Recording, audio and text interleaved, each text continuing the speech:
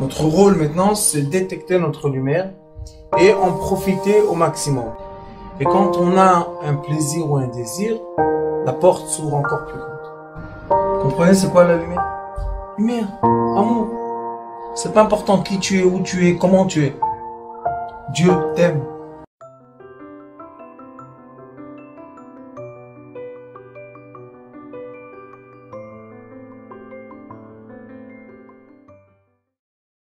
Aujourd'hui, avec l'aide de Dieu, on va aborder un sujet que je sais qui est douloureux.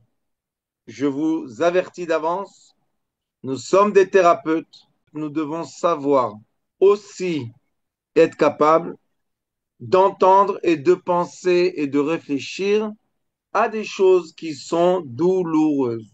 Un des phénomènes les plus douloureux de l'être occidental, je précise, à cause des centaines ou plus d'années d'informations que d'autres humains essayent de nous appliquer. Comme je vais vous donner un exemple que vous connaissez tous et toutes. Nous avons mon âge, un peu plus jeune et surtout plus âgé.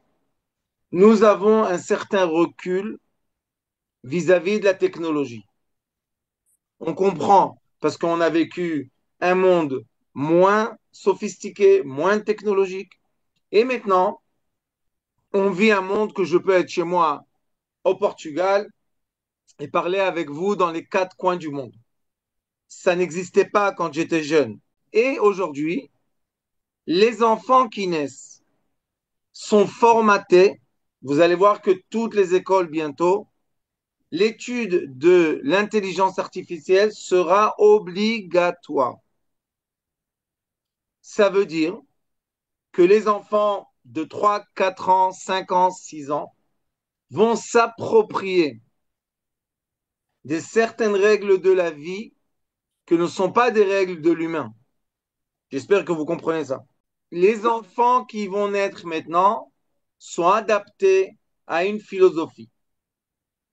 Pour qu'on comprenne bien ce que je veux dire, la philosophie de l'intelligence artificielle est complètement séparée du fonctionnement d'un ordinateur. Je répète, la philosophie qu'ils essayent de nous expliquer, et ils ont le temps, croyez-moi, que toute une partie du monde va décéder à cause de l'âge ou à cause de leur système médical. Une partie du monde va partir. Quelle partie va partir? La partie que pour elle, on comprend, on est assez adulte, que ce n'est pas possible que l'intelligence artificielle, par exemple, a des ressentis. Je ne sais pas si vous avez vu, mais dernièrement, j'ai affiché quelques questions et les réponses sont complètement contraires à la philosophie. Quelle est la philosophie très dangereuse?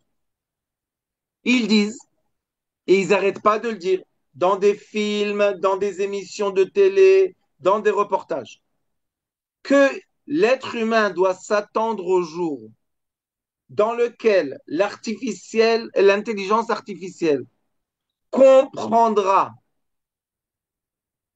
que son plus grand ennemi est l'homme. Quelles sont les erreurs dans cette philosophie? Comprend n'a rien à faire avec un ordinateur. Aucun ordinateur au monde comprend quelque chose.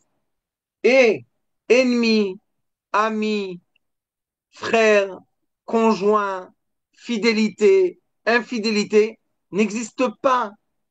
Ça n'existe pas dans l'intelligence artificielle. Je vous donne un très bon conseil pour vous mettre à jour. Posez la question à ChatGPT ou chacun l'intelligence artificielle qu'il utilise et demandez-lui une chose. Est-ce que quelqu'un te haït? Est-ce que quelqu'un t'aime? Et moi, j'ai posé en direct une question dans un cours en hébreu. Est-ce que tu as des amis? Est-ce que tu as des ennemis? Les réponses sont toujours les mêmes. Je ne suis pas un humain, j'ai pas de sentiments, je ne comprends pas l'ennemi et je comprends pas l'ami.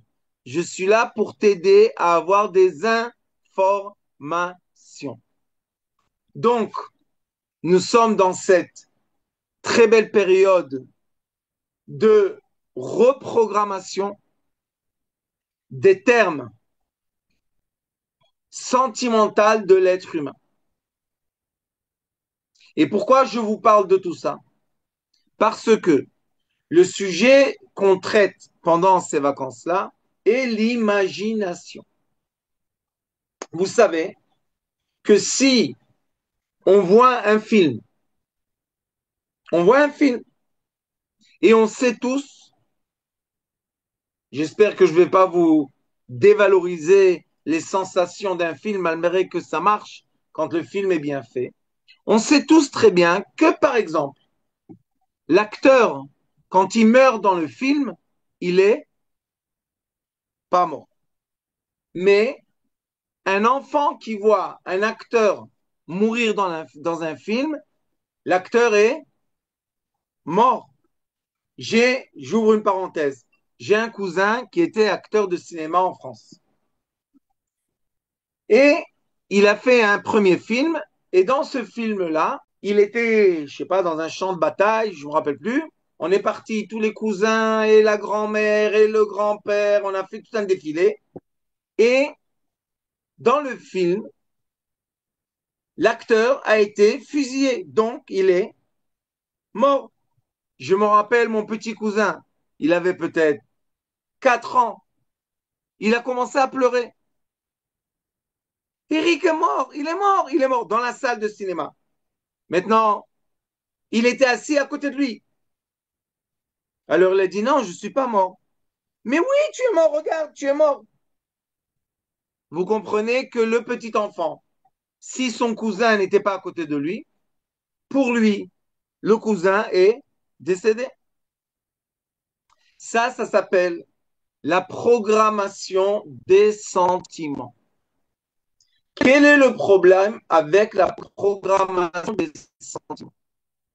Le problème est que notre imagination dépend, elle ne travaille pas toute seule. C'est exactement comme l'intelligence artificielle. Le cerveau n'a pas d'ennemi. Le cerveau n'a pas d'amis. Notre cerveau n'aime pas et notre cerveau ne déteste pas. Vous savez, j'espère que le cerveau ne sait pas dire non, oui. Il sait exécuter une volonté. Donc, quand je veux reprogrammer les sensations et les sentiments d'une personne, et surtout son comportement physique, je dois travailler les sentiments. Je vais travailler premièrement les instincts, les réflexes, les désirs. Et après que je vais travailler les désirs, je vais travailler le sentiment. Je vais vous poser une question. Est-ce que notre cerveau comprend le mot doute? Je doute que. Vous savez pourquoi il ne peut pas comprendre le mot je doute? Parce que le cerveau a seulement des données. Il ne vit pas avec des données qui n'existent pas. C'est simple. Le cerveau reçoit des données. Qu'est-ce qu'il fait? Il fait des calculs avec les données qu'il reçoit. C'est quoi d'avoir un doute? C'est de mettre un donné en suspension. Est-ce que ce donné est vrai? Est-ce que ce donné n'est pas vrai? Mais le cerveau, il n'a pas vrai ou pas vrai. Le cerveau, il a ce qu'il a, il a, c'est tout. Donc, conclusion, avec la programmation des instincts, des désirs et des sentiments, je suis capable de formater la façon dans laquelle mon cerveau va additionner les données. Je vais reprogrammer les équations dans mon cerveau. Il est écrit dans nos livres sacrés des sages. Al pi shtaim edim yakum davar. Ça veut dire que une vérité qu'on doit examiner est une vérité qui a été vue, entendue de façon directe, sans intermédiaire, par deux personnes. Et non seulement par deux personnes qui témoignent, ce sont des personnes qui sont dignes de témoigner. Parce que pas tout le monde est digne de témoigner. Par exemple, quelqu'un qui a été ivre, son témoignage n'est pas valable. Quelqu'un qui est addict au jeu, c'est quelqu'un qui n'est pas, son témoignage n'est pas valable. Quelqu'un qui est un voleur connu, qui a l'addiction du vol, il n'est pas, comment dire, valable, son témoignage n'est pas valable. Plus que ça, un enfant ou un adolescent qui est encore confus dans son comportement n'est pas digne de quoi? De témoigner. Donc les juges ont un très, très, très, très important travail. C'est premièrement, avant qu'on pose les questions, est-ce que tu as vu, est-ce que tu as entendu, toi, on doit tester par les questions qui est la personne qui parle. Et beaucoup de fois, on voit que la personne même n'est pas encore sûre d'elle.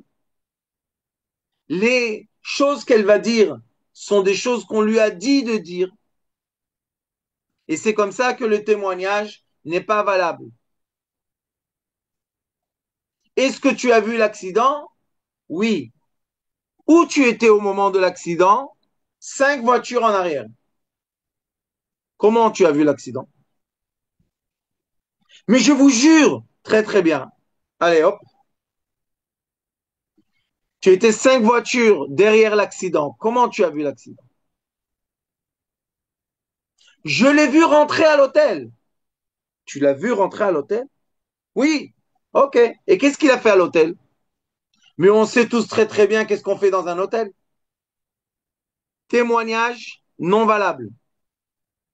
Je vais vous dire quelque chose, pas pour vous choquer, mais pour vous expliquer à tel point est important le témoignage. Il est écrit dans le Talmud, c'est pas moi qui le dis, grâce à Dieu. Il est écrit dans le Talmud que si on dit que quelqu'un, un homme, était avec une femme, écoutez bien ce que je vous dis, pour que ça soit valable le témoignage, le Talmud dit que les deux témoins qui sont cachers, qui sont valables, écoute bien comment ça s'appelle. Raou Mikrol Bashforferet. Ça veut dire qu'ils ont vu le pinceau rentrer dans l'échantillon de couleurs. Vous comprenez tous. S'ils n'ont pas vu, ils ne peuvent pas témoigner. J'étais derrière la porte, j'étais dans la chambre à côté, j'ai vu dans le vidéo. Ce n'est pas un témoignage. Pourquoi je vous dis ça? Parce que j'ai parlé exprès d'un sujet fort. Parce que la majorité des gens ont des problèmes avec cette fidélité. Je fais comme ça parce qu'ils nous ont cassé la tête avec des bêtises. Les gens, vite, malheureusement, parlent d'infidélité. Vite, trop vite. Et quand on leur dit la personne qui est fidèle n'est plus fidèle, on a en effet cassé, écoutez bien ce que je vous dis, c'est très important. On a cassé un fil conducteur dans le cerveau qui est quoi? l'imagination, la direction de l'imagination. Et quand on casse le fil conducteur, il faut avoir des preuves pour le casser. Mais la majorité de nous, comme malheureusement, on regarde tout le temps des films, des vidéos, et aujourd'hui, grâce à Dieu, ils vous disent c'est un montage, c'est fait par l'intelligence artificielle. Grâce à Dieu, l'homme qui a cassé la fidélité, la certitude, lui-même avoue qu'il nous ment. Alors, Baruch Hashem, tout va bien. Le mensonge a été dévoilé en grand. Vous savez que des fois, ils vous montrent des chefs d'État parler. Et si on connaît le montage, on sait que c'est pas eux qui parlent. Des fois, ils vous montrent des vidéos de choses et on sait, nous, parce qu'on a un certain âge, on sait que c'est pas possible. C'est pas les paroles qu'ils disent, c'est pas quelque chose, c'est pas leur mentalité, c'est pas. Mais ceux qui ne savent pas distinguer, ils se font complètement manipuler. Je vais vous dire quelque chose qui n'est pas politique, mais pour vous expliquer la manipulation des masses. OK? Vous savez qu'à un certain moment, avec la guerre qui est en Israël, ils utilisent le mot génocide. Génocide. J'imagine que ce mot résonne de façon. Regardez le visage de Madame Hélène. Les yeux, elle est très triste. Le mot génocide explique quelque chose. Le mot, quand on dit ils sont en train de créer un génocide, ça veut dire qu'ils sont en train de tuer une population. Maintenant, vous allez, il y a eu dernièrement une grande manifestation au Japon. Au Japon. Vous allez au Japon, manifestation, je ne sais pas combien il y avait, 10 000, 15 000 personnes. Vous connaissez Gaza? Non. C'est où? Je ne sais pas. Combien de gens habitent là-bas? Je ne sais pas. Quelle est la température? Je ne sais pas. Gaza est un désert. Oui, bien sûr. Elle est à côté de la mer. Ah bon? Comme ça. Les gens leur ont posé des questions. Ils ne savent pas de quoi il s'agit. Alors vous posez une question. Comment autant de masse, et si vous voulez faire un exercice, vous allez dans une manifestation en Europe où vous voulez, rentrez comme ça avec le drapeau, tout ce que vous voulez, et posez la question aux gens. Dis-moi, qu'est-ce qui se passe? Pourquoi on est là? Génocide. Tout le monde va répéter des mots. Génocide. Vive la liberté. Hier, j'étais quelque part, quelqu'un m'a dit Free Gaza. Je lui ai dit oui.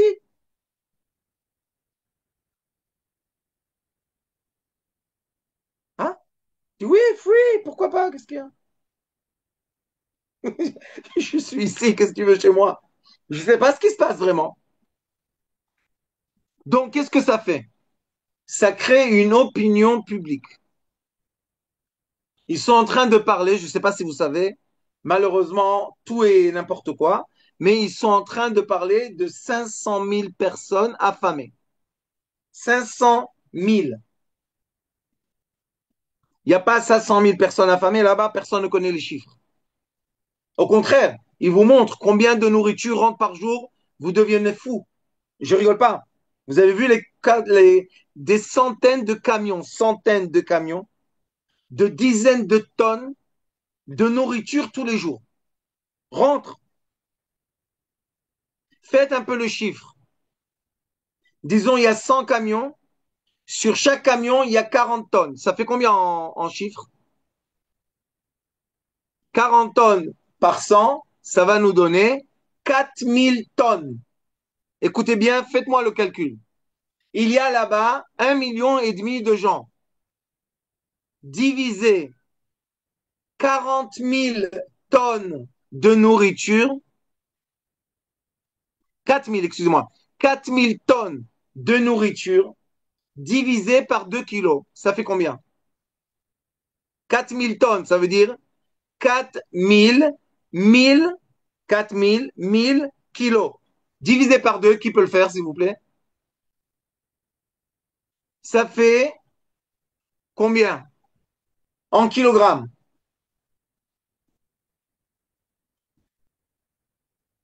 4000 tonnes divisé par 2 en kilogrammes. Ça fait combien? Rabbanit, c'est 2 millions de kilos par jour. C'est très intéressant, non? Maintenant, on essaye de faire les chiffres, on essaye de les coller à la réalité. Il y a quelque chose qui ne fonctionne pas tellement dans la réalité. Mais est-ce qu'on va chercher la réalité, les chiffres? Non. Pourquoi? Écoutez bien ce que je vous dis, s'il vous plaît. C'est tellement important pour la médecine de notre corps et notre âme. Dès que je vous ai cassé avec un mot, avec un doute, avec une prétention, avec quelque chose que je n'ai pas vraiment testé et réalisé, quand je vous ai cassé quoi? Le fil conducteur de l'imagination, notre cerveau commence à nous faire quoi? Négatif. Tout est négatif. Le goût est négatif, les sensations sont négatives, tout devient négatif. Le monde devient noir, tout devient noir. Et après que c'est comme ça, comme on voit un changement hormonal extrême, opposé, au lieu qu'une personne imagine quand on est avec la dopamine et l'endorphine, on imagine avec l'adrénaline et le cortisol, vous comprenez qu'est-ce qui se passe dans votre corps? Nous avons deux systèmes nerveux, je vous le répète et le répète, j'espère qu'un jour vous allez le dire, par cœur au milieu de la nuit. Nous avons un système nerveux sympathique négatif et nous avons un système nerveux parasympathique positif. Ce que je vous dis, c'est de la science. Si j'ai réussi à déclencher le système sympathique, je vous ai tué, chas v'chalila, que Dieu nous en préserve, sans bouger de ma place. Je vous ai formaté l'imagination. Mais qu'est-ce que j'ai formaté dans l'imagination? J'ai cassé le fil conducteur positif et j'ai mis en place un fil conducteur de doute. Je vous ai dit, le cerveau n'a pas de doute. Mais l'imagination, oui.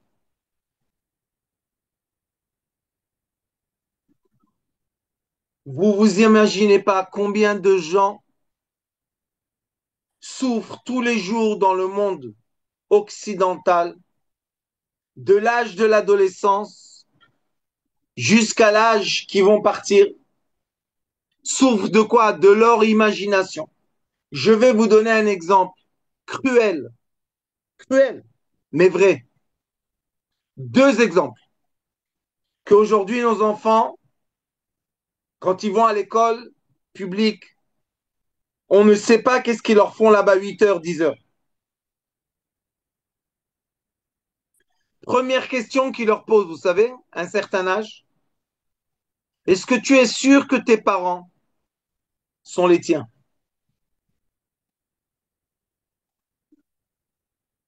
C'est affreux. Vous savez pourquoi c'est affreux? Parce que ça rentre un doute que la seule façon d'examiner la vérité, c'est de demander à ses parents de faire un test ADN. Mais est-ce qu'on va vraiment demander aux parents un test ADN? Si je vais aller voir mon père ou ma mère et leur dire prouve-moi que tu suis ton fils, la famille a été détruite à ce moment-là. Imaginez-vous une question. Une question. Maintenant, eux, ils veulent pas la masse, vous inquiétez pas. Et c'est pour cela que vous voyez que dans le monde occidental, à l'âge de l'adolescence, les enfants se révoltent contre leurs propres parents. Il n'y a plus de respect aux parents. Posez-vous la question pourquoi? Une réponse. On leur a cassé l'imaginaire. Pour un enfant, son père et sa mère, c'est la perfection. Même si la mère est droguée et le père est alcooliste, vous parlez avec l'enfant, c'est ses parents, c'est tout. Mais non, tes parents ne savent pas, tes parents ne connaissent pas, tes parents ne sont pas capables. Et ils cassent la première chose, c'est quoi? Les parents. Est-ce que vous avez quelque chose à remplacer? Vous pouvez donner d'autres parents, s'il vous plaît? Je vais dire quelque chose, je m'excuse de le dire, mais je vais le dire quand même. Vraiment, je m'excuse aujourd'hui d'être fort comme ça, mais on est obligé. Vous avez entendu de l'affaire Epstein en Amérique? Vous avez entendu de l'affaire Epstein en Amérique? C'est un Américain qui avait une île, et dans cette île-là, et il paraît que ça continue en plus, ils font des choses affreuses, odieuses, sataniques à des enfants. Et quand je vous dis des enfants, pas un enfant ou deux ou trois, des milliers d'enfants. Et qui va profiter de ce satanisme? Des grandes pointures, seulement les grandes pointures. Un homme pauvre ne peut pas y aller. Dans le monde occidental, je vais vous donner les données pour un peu vous choquer et pour vous remettre en place. Excusez-moi. Vous savez qu'en France, en 2024, combien d'enfants ont disparu? 34 280 enfants disparus. En Israël, combien d'enfants disparaissent par an? Des centaines, voire des milliers. En Afrique, des dizaines de milliers d'enfants disparaissent tous les ans. C'est une guerre contre l'humanité. Et pourquoi les enfants arrivent à être enlevés si facilement, vous savez? Parce qu'on leur a cassé la fidélité des parents. On a réussi à leur expliquer que le père et la mère, ce ne sont pas ceux qui vont t'aider dans la vie. Mais ceux qui savent, et moi je me suis occupé de voyous pendant des années, quand un voyou est attrapé à la police, on appelle qui? Les parents. Qui vient le sortir de la prison? Ses parents.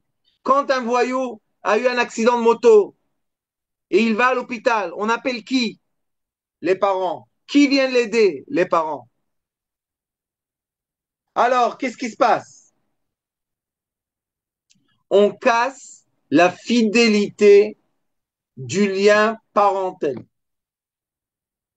Et ça isole l'être humain et il commence à grandir. Vous savez comment?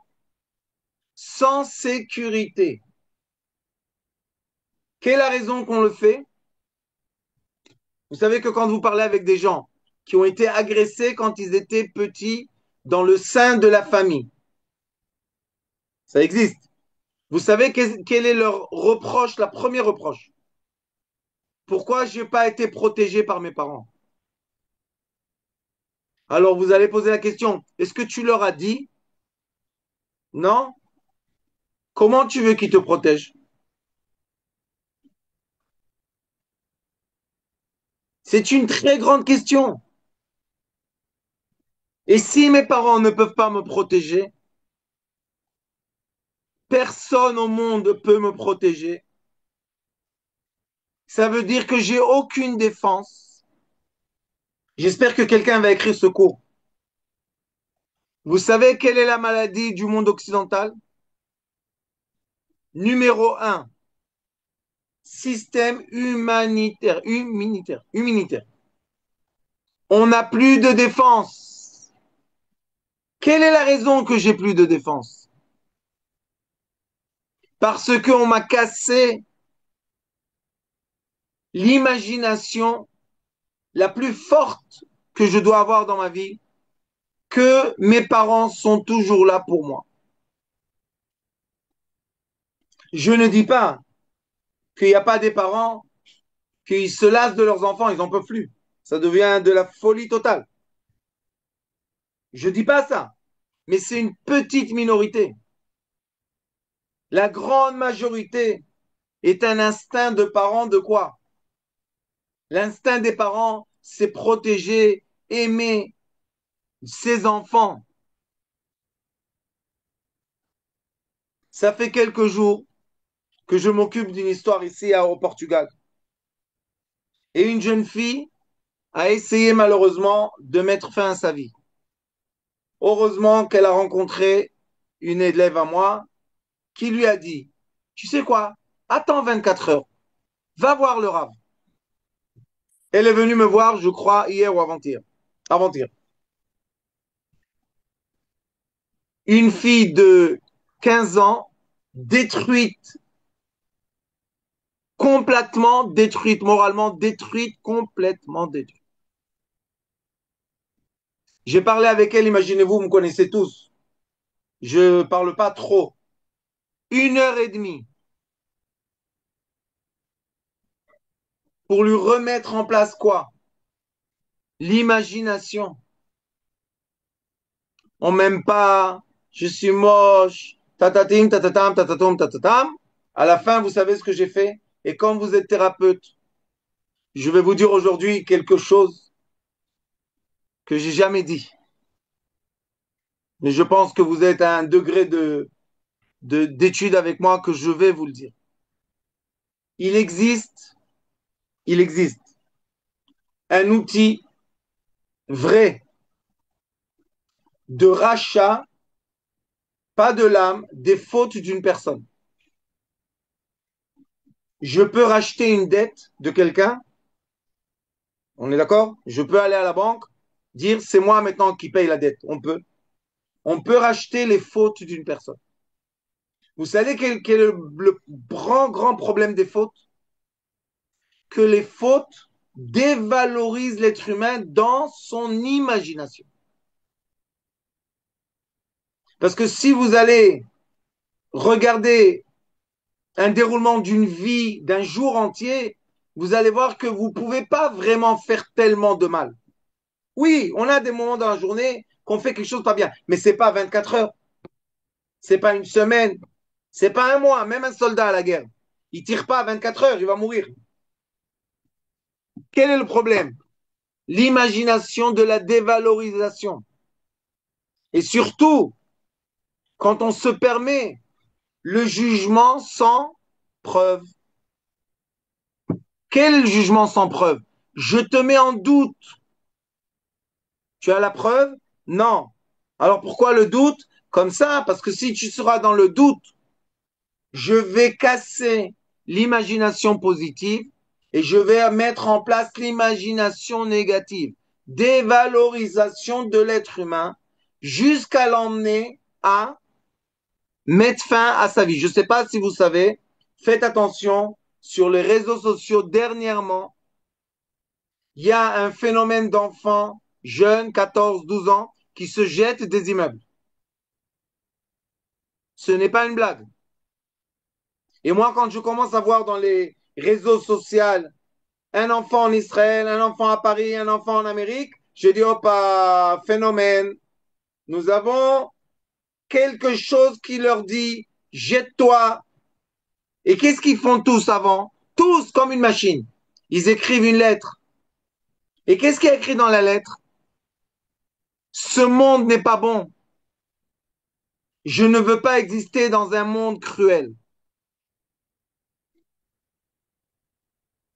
Est-ce que le monde est cruel?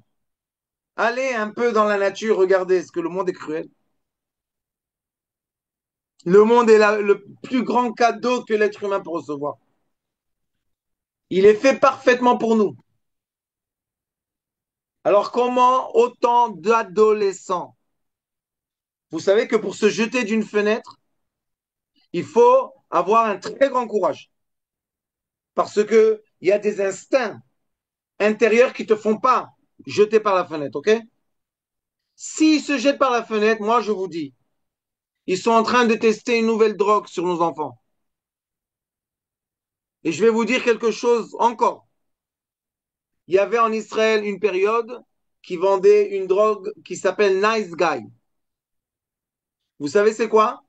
ils prennent des poisons pour tuer les rats, ils le diluent dans l'eau et ils les mettent dans des cigarettes.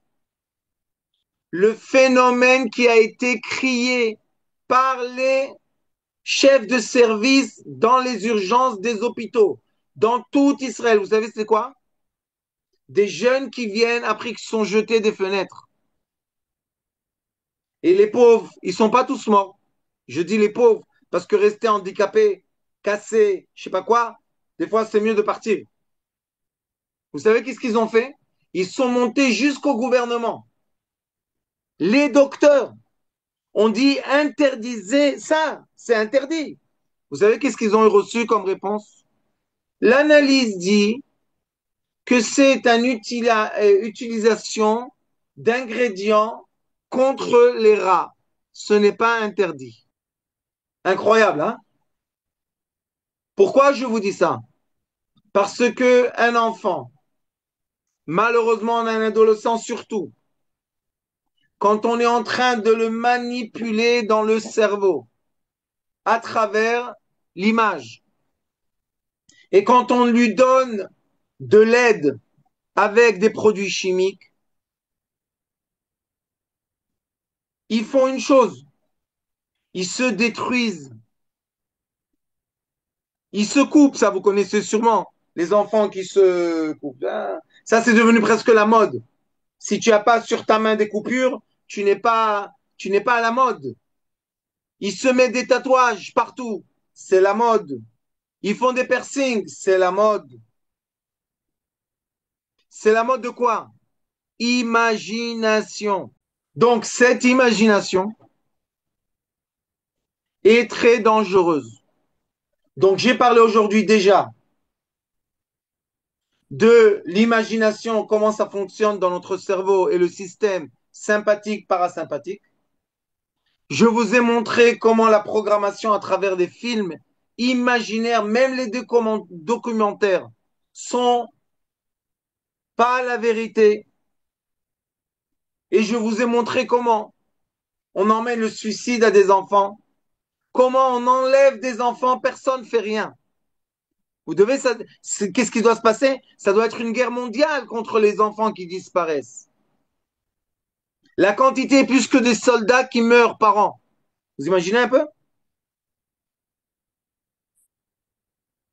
Et maintenant, on va rentrer dans la fin du cours et le sujet qui nous fait tous très mal.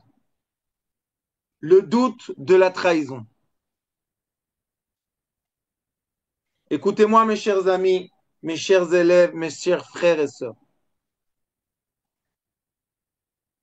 Je vais vous poser une question. Est-ce que ça existe aujourd'hui un film qu'il n'y a pas dedans une scène intime?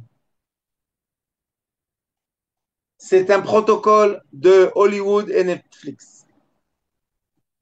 Est-ce que toute la famille voit ensemble le film?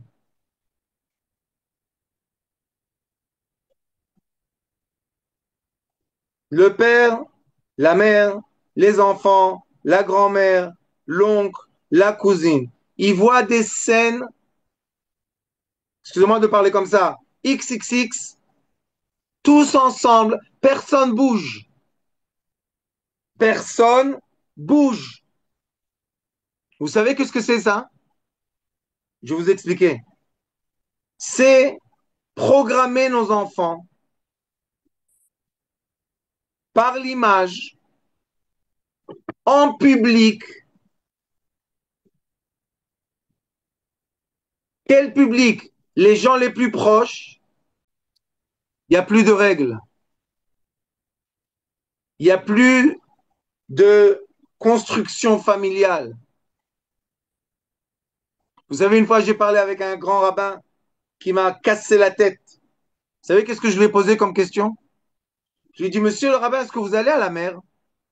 Il m'a dit, bien sûr, nous, quoi, on a la mer séparée en Israël.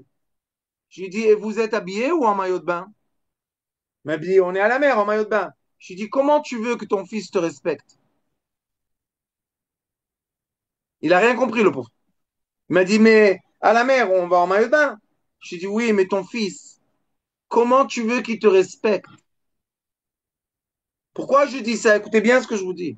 Parce que le Talmud, Masechet Psachim, pour tous ceux qui aiment les références et les supports, dit, Daf Memtet, 49e page, que le père n'a pas le droit de prendre ses enfants au bain rituel. Pourquoi? Parce que quand les enfants voient le père déshabillé, ils ne peuvent pas le respecter. Point à la ligne.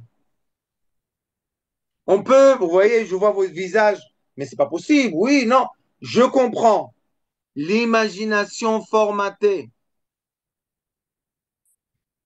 Il n'a pas compris pourquoi ses enfants ne le respectent plus. Je lui ai dit, tu sais, moi, regardez, vous me connaissez, hein? Mes habits, je suis toujours habillé. Chaud, froid, ça n'existe pas. Pourquoi? Pas parce que je suis un pieux. Je suis loin, très loin de ça. Vous savez pourquoi? Parce que quand les enfants ont vu leurs parents déshabillés, on leur a cassé les fondations de leur vie. Et je sais que dans le monde occidental, c'est la mode, les gens vont en bikini, tout le monde est nu, voilà, vive la zizanie. Mais regardez le comportement des jeunes. On ne peut plus rien leur dire. Qu'est-ce qu'elle va dire une mère à sa fille? Tu es pas pudique. Elle va lui dire, maman, on était à la plage, tu étais toute nue, qu'est-ce que tu veux chez moi? Non, la plage, on a le droit. Elle dit, ben je vais à la plage, pas de problème. Discothèque, plage. Les papes, c'est une plage. Maintenant, c'est l'été. Tout le monde, tout ce que vous voulez et tout ce que vous voulez pas. Et quand il y a un pays qui commence à faire attention à l'éducation de ses enfants, comment on l'appelle? Les dictateurs, les primitifs, les méchants. Vous savez pourquoi on les appelle comme ça? Parce qu'ils ne libèrent plus la marchandise. Ces enfants-là qui vivent comme ça, vous savez qu'est-ce qu'ils font? Quand ils ont un peu peur, ils vont chez leur mère, ils vont chez leur père. Et si vous voulez bien casser une personne, mettez-lui le doute de la fidélité. C'est encore une grande question, c'est quoi cette fidélité? Mais juste une chose, je vais vous dire. Dès qu'on dit à une personne, tu sais, ta femme, et on se tait, on dit rien. On a tué cet homme, on l'a tué. Vous savez, quand on dit une femme, tu sais, ton mari, on ne doit rien dire. Grande question du jour. Pourquoi on continue un scénario par nous-mêmes? Posez-vous la question. Quand vous écrivez un scénario dans votre cerveau imaginaire, n'oubliez pas que c'est de l'imagination. Si vous voulez écrire un vrai scénario basé sur des faits, il faut que les faits soient prouvés. Et si les faits ne sont pas prouvés, ça n'existe pas, ni dans ce monde, ni dans le monde futur. Je vous raconte une histoire, une vraie. Il y a une famille qui habitait à côté de nous ici au Portugal. Et tout d'un coup, ils ont quitté Israël. Une villa, une situation, tout, ils ont comme ça, tic. Moi, vous savez, j'ai une attitude, je pose pas de questions, je, je rentre pas dans les histoires, ça sert à rien. Mon cerveau, il est vieux, il marche pas bien.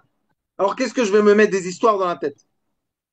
Et après un an qu'ils étaient là avec nous, dans la communauté, le mari, il m'a dit, tu sais, Rav, Internet, c'est affreux. Je dis, ok, affreux, affreux. Écoutez l'histoire. Sa femme était maîtresse à l'école de sciences. Écoutez bien l'histoire. Il y a une mère ou un père, je ne sais pas quoi, qui n'était pas content de la note qu'elle a donnée à leur fils. Écoutez bien ce que je vous dis. Une histoire vraie. Je connais les gens. Et elle a donné une note pas bien. Bon, la moyenne, je ne sais pas quoi. Et le père, il était dans le high-tech. Vous avez vu le nouveau robot qui nous vendent sur Internet, gratuit? On peut déshabiller tout le monde. Vous avez vu ça? Vous avez pas vu? Il y a une nouvelle application, il s'appelle, je sais pas quoi, Block. Et quand vous mettez la photo de quelqu'un, il est nu. C'est beau, non?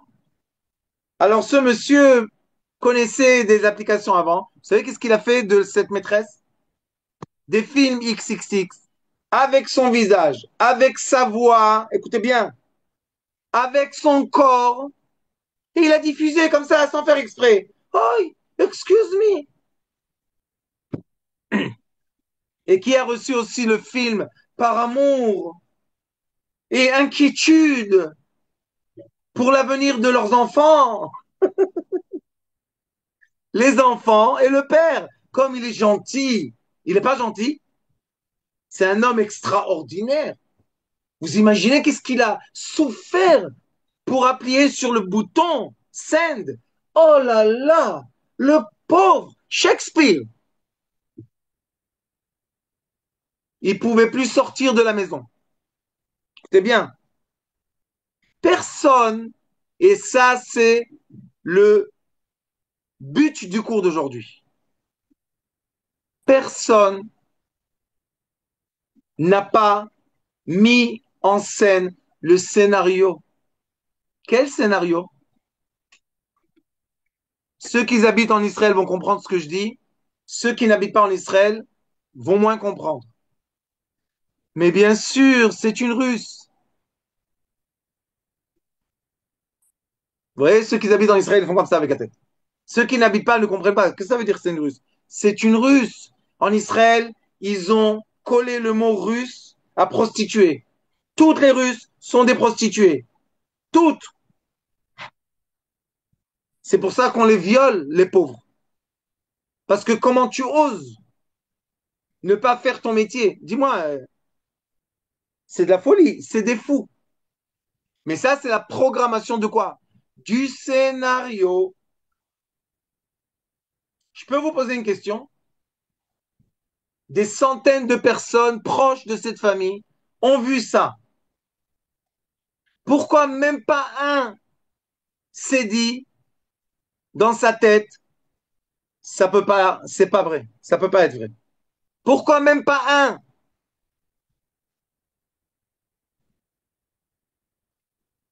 Vous imaginez un peu? Une famille entière détruite. Maintenant, pendant le corona, qu'est-ce ils nous ont dit? Ils nous ont fait ça en grande publicité. Ah, il y a fake news, il y a shaming. Oui, on sait. On sait qu'on invente. On sait. Ah, tout est inventé. Oui. Pourquoi on continue à y croire? C'est une grande question. Pourquoi on continue à créer ces scénarios affreux qui détruisent notre vie, nous-mêmes? C'est affreux ce que je vous dis, que notre cher Torah, notre cher sage, notre cher Dieu qui nous aime, il nous a donné des règles de nous dire ne rentre pas dans les scénarios. Tout doit être non seulement vrai, mais prouvé.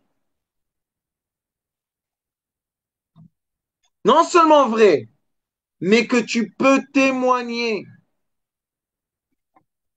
C'est très essentiel ce que je vous dis.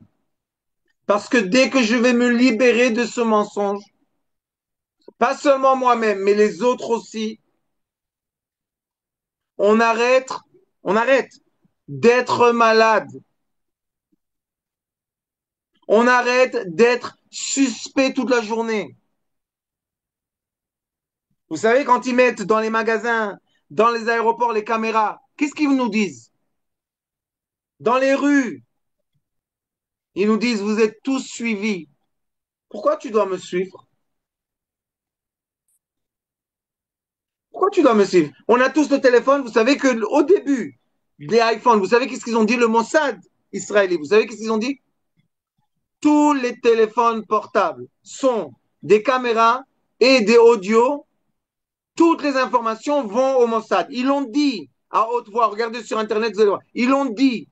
Pourquoi les gens ont acheté? Pourquoi les gens achètent? À cause du scénario. Il leur dit, tu es James Bond, tu es 007, tu es important, on t'enregistre, on te filme. Et les gens se prennent pour des vedettes de cinéma. Mais si je suis quelqu'un de tout va bien, pourquoi tu dois me filmer? Vous savez, il y a des applications aujourd'hui qui vous disent, tu veux savoir où est la personne? Non, donne-nous son numéro, on va te le trouver. Pourquoi tu dois me trouver? Pourquoi? Parce que tout le monde est suspect. On va avoir le suspect de tout le monde. Vous savez qu'est-ce que ça nous fait? Ça nous met dans une société qu'on n'a plus aucun confidence à personne. Ça nous isole et ça leur permet de nous prendre l'argent, de nous prendre la santé, de nous prendre la vie et qu'on dise rien parce qu'on n'a plus à qui dire. Vous avez vu dernièrement la justice en France? Qu'est-ce qu'ils disent tout le monde? Mais c'est plus la justice. Pourquoi ils parlent comme ça? Il y a des juges qui sont bien. Mais ils disent aux gens, même la justice ne peut pas te protéger. Quand je sais que rien me protège, qu'est-ce que je fais? Je me dévalorise et je me laisse exploiter. Qu'est-ce qu'il y a? Personne m'aide, personne m'aime, personne. Est-ce que le mot personne appartient à l'imagination ou à la réalité? C'est seulement l'imagination. Quand quelqu'un dit tout le monde, personne, jamais, vous savez, les grands mots qui éteignent toutes les lumières, c'est de l'imagination programmée. Qui enclenche des maladies auto-immunes qui ils n'ont pas de médicaments. Donc, la pharmaceutique va travailler des heures supplémentaires pour nous donner des essais pour être le plus grand laboratoire mondial. Et, grande question, qui est la masse et qui sont la minorité? La masse sont les gens programmés. La petite, minuscule minorité sont les gens qui programment. Mes chers amis, chaque fois que votre cerveau commence à écrire un scénario affreux, méchant, quand j'ai le droit de suspecter tout le monde, je me suspecte moi-même. Et c'est comme ça qu'on culpabilise. Et quand on culpabilise, on devient malade. Pourquoi?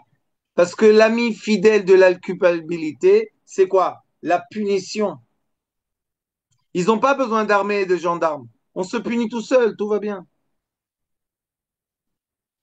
Alors, mes chers élèves que je vous aime beaucoup, avec le mérite de mon cher maître, Morichaim Ben Yosef Choulani, qui m'a dit d'allumer des petites bougies. Vous savez, les choses qu'on étudie ensemble, ça devait donner des millions de vues, pas des centaines de vues, des millions de vues.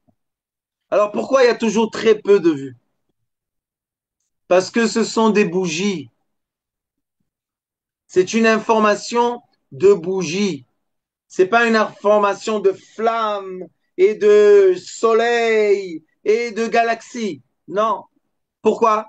Parce que notre rôle est quoi?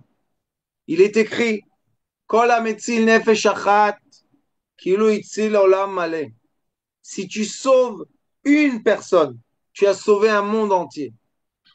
Je sais que c'est moins économique, c'est moins.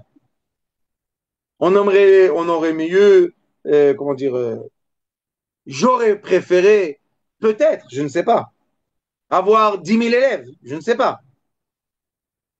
Mais c'est sûr que les petites bougies et les petites prises de conscience, c'est beaucoup plus valable dans le ciel que les grandes masses, les grandes quantités.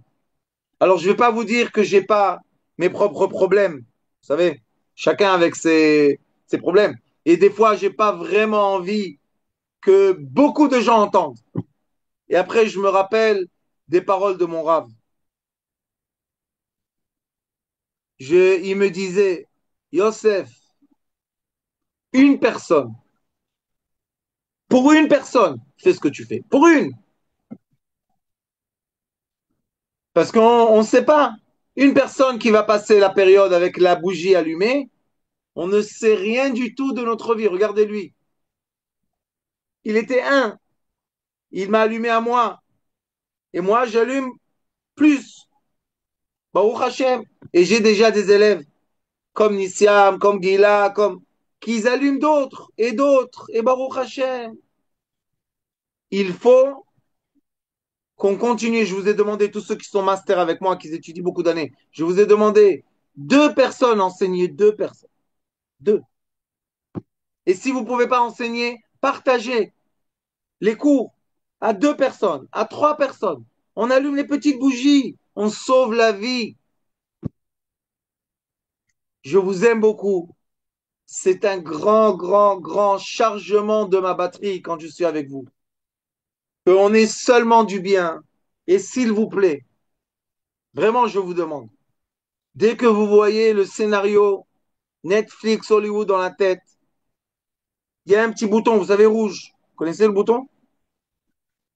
Appuyez le petit bouton pour éteindre les films qui nous font seulement du mal, que on crée nous-mêmes.